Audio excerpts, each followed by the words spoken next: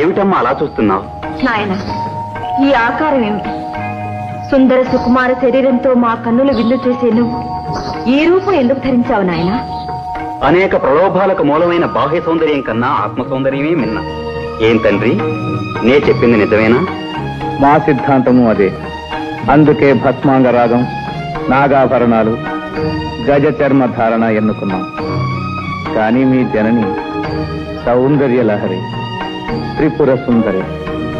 అందుకే ఆమె సృష్టిలో దృష్టిలో అంతా సౌందర్యమయంగా ఉండాలని కోరుకుంటుంది. ఏం భవానీ? క్షణికమైన మనోభ్రమణంలో అన్నానే కాని అలంకారాల వల్ల లేని అందం వస్తుందా, ఉన్నది తరిగిపోతుందా? ఏమి ధరించినా మీరు సౌందర్యమూర్తులేగా.